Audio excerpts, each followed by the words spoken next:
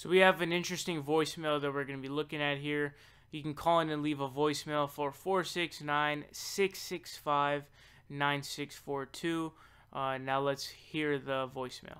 I want to understand why so many Christians vote Republican yet are very against the poor and churches in general when they say, oh, the church should be the one helping the poor, but they never truly help poor people get on their feet. A lot of mega churches just spend it on lights, camera, action, and a lot of hypocrisy in that culture. I grew up in it, and I don't understand it. Do you have a better understanding than I do? Have a good day. Okay, so this is really interesting, and this is something that a lot of people talk about. You know, when you say why do a lot of Christians vote Republican, a lot of Christians vote Republican because they're socially conservative. However, if you wanted to talk about more the economic aspect of it, most of them are just frauds. That's the best way I could put it. I wouldn't really draw it up to stupidity or idiocy or anything like that because I don't really think that's the thing.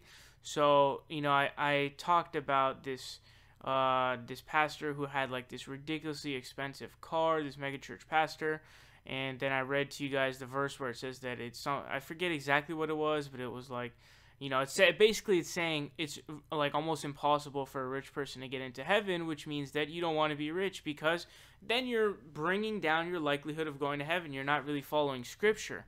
So they're not following it at all. And you guys might have seen the clip where the nun, I don't know if it was a nun or something, or some religious person, asked Paul Ryan like why he doesn't support those things to help the poor.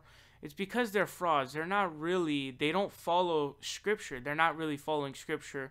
Most of those people are either frauding or they're just, that's probably the main thing. You know, I don't really think they're misunderstanding the scripture. I would say that they're either frauding or they just aren't following it correctly.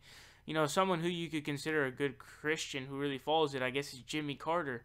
Someone who's constantly preaching, you know, love and tolerance and helping people. He just helps people nonstop.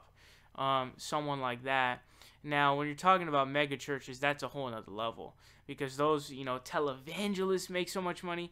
You know, I've seen stories where, you know, these televangelists who make so much money are like, it's okay for me to have, you know, this expensive ass thing like a private jet and stuff like that. It's like, no, it's not. Like, you're scamming people, and it's very obvious. So I think you have a pretty good understanding of it, but, you know, these Republicans who claim to be Christian are just completely frauding.